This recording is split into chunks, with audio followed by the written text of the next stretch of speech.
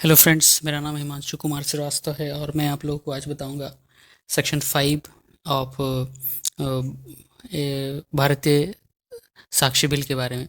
Basically friends, इस section को पढ़ करके उतना ज़्यादा चीज़ें समझ में नहीं आएंगी, उतना ज़्यादा क्लियर नहीं होंगी जितनी ज़्यादा पढ़ करके इसके इलस्ट्रेशंस को हम लोग कंप्लीट कर लेंगे। तो फिर भी हम लोग पढ़ेंगे सेक्शन को और देखेंगे क्या क्या होता है। फैक्ट विच आर ओकेजन, ऐसे फैक्ट, ऐसे सच्चाई जो कि ओकेजन है। ठीक है। काउज और अफेक्ट, उस फैक्ट का काउज क्या है, उसका इफेक्ट क्या है। Cause and effect. दूसरा है इमीडिएटली काउज होगा या फिर अदरवाइज बाद में उसका काउज होगा। ऑफ रिलेवेंट फैक्ट, और फैक्ट इन इशू, जो फैक्ट इन इशू में है। और which constitute the state of thing, जो कि चीज़ों को बनाता है। अंडर विच दे हैपन, जिसके अंदर में वो सारी चीज़ें हुई हैं उसको बनाता है।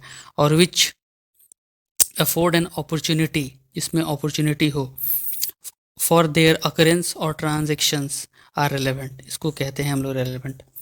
अब देखो, समझ में आया नहीं, देखते हैं क्या होता है एग्जाम्पल के तौर पे। The question is whether A robbed B, क्या यहाँ पे क्वेश्चन है, क्या ए ने बी को लूटा।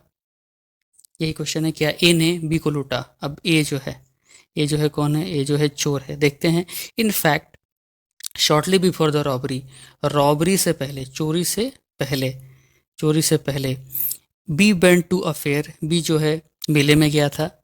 With money in his possession, अपने पास पैसा रख करके। And that he showed it, और उसने दिखाया उसने दिखाया। और mention the fact that he had it, ये उसके पास था। टू थर्ड पर्सन, उसने दिखाया कि वो जो पैसा जो ले गया था मेले में, वो थर्ड पर्सन के पास था। तो ये क्या हो जाएगा, रिलेवेंट हो जाएगा। अब यहाँ पे देखते हैं, वापस आते हैं। Facts which are all occasion, एक ओकेजन था। ओकेजन क्या था, मेले पे एक ओकेजन था। मेला एक ओकेजन है, वहाँ पे वो गया था पैसा लेकर के, और उसने उस पैसे को दिखाया ए के पास। इसका मतलब जो है वो रॉब किया है। इसका काउज एंड इफेक्ट था, तो ओकेजन पे था, एक ओकेजन होना चाहिए। दूसरा क्वेश्चन देखते हैं। A question is whether A murdered B, क्या ए ने उसको मर्डर किया। मतलब फिर से यहाँ पे कौन बंदा आ रहा है, यहाँ पे आ रहा है ए। अब देखते हैं क्या कहते हैं। Marks on the ground, ground पे क्या थे, मार्क्स थे। ग्राउंड पे क्या थे, मार्क्स थे, निशान थे। Produce by the struggle at or near the place where the murder was committed are relevant fact. जहाँ पे मर्डर हुआ था वहाँ पे लाश को खींच करके ले जाते हैं ना, तो लाश की खींच करके जो निशान होते हैं, जैसे कि अगर यहाँ से यहाँ तक खींच के ले गए तो निशान बन जाएंगे, यहाँ से यहाँ तक खींच के ले जाएंगे तो निशान बन जाएंगे ना फ्रेंड्स। उसी तरीके से लाश के खींच के ले जाने के निशान थे। तो अब देखते हैं, वापस चलते हैं डेफिनेशन पे। डेफिनेशन क्या था, fact which are occasion. Occasion मतलब कि ओकेजन, हाँ एक जगह था, वहाँ पे मर्डर हुआ था। Cause and effect, cause and effect क्या था, ये जो निशान मिलेंगे। निशान कब मिलेंगे, कब होगा निशान, काउज कब होगा, उसका इफेक्ट क्या होगा, कब होगा, जब उसको घसीट करके ले जाया जाएगा। एक काउज है और उसका इफेक्ट है वो निशान। तो ये एक रिलेवेंट फैक्ट है। दूसरा देखते हैं। The question is whether a poison A poisoned B, क्या यहाँ फिर से ए आ रहा है, क्या ए ने बी को पॉइजन दिया। अब देखते हैं क्या है इसमें। The state of B's health before the symptom, B का हेल्थ था सिम्टम से पहले। ascribe to poison and habit of B, A knows known to A, मतलब जो ए का पॉइजन देने से पहले, जहर देने से पहले बी को, ये जो है बी के सारे हेल्थ कंडीशन के बारे में जानता था। Which afford an opportunity for the administration of poison are relevant, और सारी चीज़ें वो जानता था। ये जो है सारी चीज़ें जानता था कि भाई कब वो खाना खाता है, कब वो सोता है, उसके हेल्थ बेनिफिट्स क्या हैं, हेल्थ में क्या सिम्टम्स है, ये सब जानता था। Which afford an opportunity of administrative of poison are relevant fact, जिसकी वजह से उसे एक अपॉर्चुनिटी मिली कि वो ए को पॉइजन दिया। ए को अपॉर्चुनिटी तब मिली जब ए पूरा चीज़ उसके बारे में जानता था। वापस आते हैं डेफिनेशंस पे। Fact which are occasion, cause or effect immediate or otherwise of relevant fact in issue, or which constitute the state of things under which they happen. ये लाइन देखने की जरूरत है। Which constitute the state of thing under which they happen, किस में happen होगा वो चीज़ें, इसमें हैपन होगा वो चीज़ें कि कॉन्स्टिट्यूट अ थिंग, इस तरीके से वो चीज़ों को बनाया जाएगा जिसमें हैपन होगा, जिसमें वो फैक्ट हैपन होगा। Which afford an opportunity for the occurrence of transaction are relevant. Opportunity of occurrence क्या था यहाँ पे? अपॉर्चुनिटी था ए के पास कि वो सब चीज़ जानता था ए के हेल्थ के बारे में, सारी चीज़ उसके पास रिपोर्ट थी, तो वो एक रेलेवेंट फैक्ट हो जाएगा। समझ में आ रहा है मैं क्या बोल रहा हूँ फ्रेंड्स आपको, कि चीज़ें किस तरीके से एक दूसरे से कनेक्ट होती हैं। तो ये जो था यहाँ पे हम लोगों ने सीखा कि फैक्ट किसको कहते हैं, क्या रेलेवेंट फैक्ट होता है, क्या फैक्ट इन इशू है, इसके बारे में हम लोगों ने जाना। ठीक है फ्रेंड्स, अब आगे देखते हैं सेक्शन नंबर 6 के बारे में। छोटा सा एक दिया हुआ है यहाँ पे सेक्शन 6 में एक दिया हुआ है कि मोटिव, प्रिपरेशन एंड प्रीवियस और सब्सिक्वेंट कंडक्ट। मोटिव, कुछ मोटिव, मंशा क्या हो रही है, उस मोटिव है, दिमाग में मोटिव आया, अब उस मोटिव को लेकर के प्रिपरेशन किया, पहले का कुछ कंडक्ट वो देखते हैं। Any fact is relevant which shows, any fact is relevant, कोई भी फैक्ट जो है रेलेवेंट होगा, जो दिखाता है, और कॉन्स्टिट्यूट अ मोटिव, जो दिखाता है या फिर किसी मोटिव को बनाता है, किसी मोटिव को बनाता है। ये मोटिव कैसे बनता है, इसको, इसके बारे में आगे पता चलेगा। और preparation for any fact in issue are relevant fact, किसी फैक्ट के लिए प्रिपरेशन करना वो भी एक रेलेवेंट फैक्ट है। दूसरा देखते हैं हम लोग यहाँ पे कि क्या कहता है दूसरा part, the conduct of any part, किसी पार्ट का कंडक्ट मतलब कि किसी पार्ट का करना, किसी पार्ट का करना, कंडक्ट मतलब करना, कंडक्ट ऑफ एनी पार्ट, और any agent to any part, या फिर एक एजेंट के द्वारा वो काम करवाया गया, यानी कि इतना सारा काम है तो इतना काम ए करेगा, इतना काम बी करेगा, इतना काम सी करेगा, ये एक पूरा काम है यहाँ से यहाँ तक लेकर के, ये सारा काम जो है 3 आदमी मिलकर किया। तो यहाँ पे कहने का मतलब है of agent to any part, एक काम के, या ये काम से लेकर के यहाँ तक, ये जो है इस पॉइंट से इस पॉइंट तक एक एजेंट रहा। टू अ सूट और प्रोसीडिंग, किसी सूट का या फिर प्रोसीडिंग का, in reference to such suit or proceeding, or in reference to any fact in issue therein or relevant thereupon, and the conduct of any person, किसी आदमी का conduct, काम, conduct मतलब क्रिया, काम, an offense against whom is the subject of proceeding, जो कि काम उस सब्जेक्ट में, उस ऑफेंस में किया गया काम हो, is relevant if such conduct influence or is influenced by any fact in issue or relevant fact, and whether it is a previous or subsequent thereupon। Example पढ़ करके समझ में आएगा इसमें, इसलिए घबराइए मत, धीरे धीरे पढ़ने दीजिए, समझा दूंगा मैं आप लोगों को एग्जाम्पल पढ़ करके। यहाँ पे जो कुछ एक्सप्लेनेशन दिए गए हैं, पहला एक्सप्लेनेशन है कंडक्ट, कंडक्ट मतलब करना। इस सेक्शन में does not include statement, statement देना जो है वो कंडक्ट में नहीं आता है, जब तक कि those statement accompanied and explain act, जब तक कि वो सारे स्टेटमेंट उसके साथ एक्सप्लेन नहीं करते हों या फिर एक साथ उसके साथ मिलते नहीं हो। But this explanation is not to affect the relevancy of statement under any section of this अधिनियम। Explanation 2, whether the conduct of any person is relevant, जब किसी पर्सन का कंडक्ट यानी कि काम of any person is relevant, any such statement made to him or his presence and hearing which affect such conduct is relevant, तो उसको relevant कहते हैं।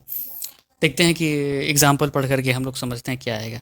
ए is tried for murder of B, यहाँ फिर से भैया ये आ गया, ए के ऊपर ट्रायल चल रहा है कि भाई उसने जो है, ए के ऊपर ट्रायल चल रहा है कि भाई उसने बी को मारा कि नहीं। देखते हैं, the fact that A murdered C, fact ये था कि ए ने जो है सी को ही मार दिया था, ए ने जो है सी को मार दिया था, और बी जानता था, knew that A had murdered C, B जानता था कि ए ने जो है सी को मारा है, and that B had tried to extort money from A, और बी जो है वो चाहता था कि भाई अच्छा हम तो जानते ही हैं कि तुम जो है सी को मारा है, इसीलिए हमको पैसा दो तुम, और उसे धमकाता था ए को, to make his knowledge public, तो ये एक रेलेवेंट हो जाएगा। अब आते हैं वापस डेफिनेशन पे, क्या क्या है यहाँ पे, दो तीन चीज़ें हैं, जैसे कि हम देख रहे हैं कि ए ने जो है ए का ट्रायल हुआ मर्डर के लिए, मतलब ए जो है ए ने जो बी को मारा है, ए ने जो है बी को ही मार दिया है। कैसे कि ए जो है बी को मारा है, तो एक कारण क्या था कि ए जो है सी को मारा था, ठीक है, ए ने सी को भी मारा था, और इस बात को बी जानता था, ये बी जो है इस बात को जानता था, और इस बात को जब बी जानता था तो बी ने बोला कि भैया तुम मुझे पैसे दो वरना मैं सबको बता दूंगा, पब्लिकली कर दूंगा कि तुमने सी को मारा है। इस वजह से ए ने जो है बी को भी मार दिया। सी को तो मारा ही था, बी को भी मार दिया। तो बेसिकली इसका मेन मोटिव यही था। अब यहाँ पे एक वर्ड आ गया फ्रेंड्स, देखिए यहाँ पे motive, the fact which relevant which shows और कॉन्स्टिट्यूट ऑफ मोटिव। तो उसका मोटिव क्या था मारने का? मोटिव था ना भैया, कुछ तो मोटिव होगा मारने का। तो मोटिव निकल करके आया कि हाँ उसने, वो जानता था कि उसने ए ने जो है सी को मारा है, इस वजह से उसका मोटिव बना। अब मोटिव की वजह से उसने प्रिपेयर किया, अच्छा तुम तो जानते हो, तो रुको उनको उड़ाइए देते हैं, मारिए देते हैं। कौन? ए को। The conduct of any part, conduct किया इस पार्ट ने, और इज एजेंट उसके द्वारा किया गया। आगे देखते हैं दूसरे एग्जाम्पल में और चीज़ें समझ में आएगी। A sues B upon a bond for payment of money. A ने जो है बी के ऊपर केस कर दिया कि भैया तुम पैसा नहीं दिया। बी डिनाई कर दिया दैट मेकिंग ऑफ बॉन्ड, उस बॉन्ड से डिनाई कर दिया कि भाई नहीं ऐसा कोई हमारा बॉन्ड नहीं हुआ है। बी जो है denied the making of bond, बोला कि नहीं ऐसा हमारे बीच में कोई बॉन्ड नहीं हुआ है। The fact that at the time of the bond was alleged to be made, be required money for a particular purpose is relevant.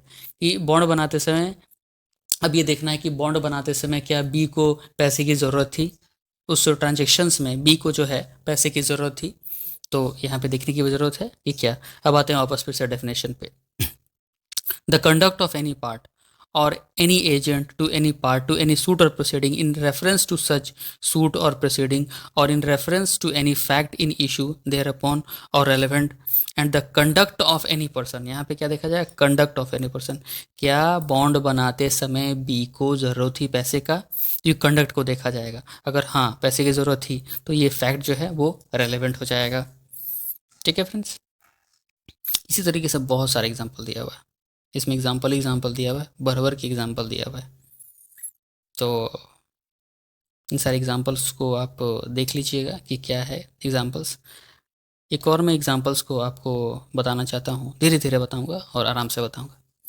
ए जो है trial for murder of B by poison दे करके मतलब B को मार दिया। The fact that before the death of A, B के मरने से पहले ए प्रोक्योर पॉइजन, ए ने जो है पॉइजन प्रोक्योर किया, similar to which was administered to B को देने के लिए एक पॉइजन खरीदा ए ने, और उसको जो है बोला कि भाई आप जो है पॉइजन पी लो। बोला नहीं पॉइजन पीने के लिए, उन्होंने बोला कि भाई उसने जो है ए ने पॉइजन खरीदा पीने के लिए। वापस डेफिनेशन पे आते हैं। डेफिनेशन यही कहता है an offense which whom subjected of any proceeding is relevant if the conduct influences, उसका जो कंडक्ट है, कंडक्ट क्या था कि पॉइजन खरीदना, और is influenced by any fact in issue or relevant fact and whether it was a previous or subsequent thereupon। तो ये सारी चीज़ें थी इसमें। आप धीरे धीरे करके पढ़ेंगे तो चीज़ें क्लियर होती जाएंगी। ठीक है फ्रेंड्स, आज के लिए थैंक यू। आज हमारा सेक्शन जो है 4 और 5 कंप्लीट होता है, और थोड़ा सा और देख लेते हैं आगे कि ये क्या कहता है, क्या हो सकता है इसमें।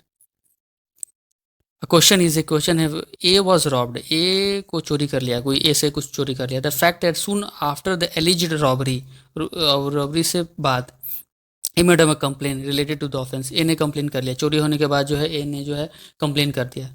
ठीक है। The circumstances under which and the terms in which the complaint was made, जिस सर्कमस्टांसेस में और जिस टर्म्स में कंप्लेन किया गया रेलेवेंट है। कि ए ने चोरी हुआ, ए के पास से सामान चोरी हो और उसने कंप्लेन किया, तो एक रेलेवेंट है। The fact is that A said he has been robbed, A ने कहा कि भाई मेरे पास से चीज़ें चोरी हो गई, without making any complaint is not relevant. अब ए ने कोई चीज़ें, ए के पास से चोरी हुआ लेकिन उसने कंप्लेन ही नहीं किया, तो वो रेलेवेंट नहीं है।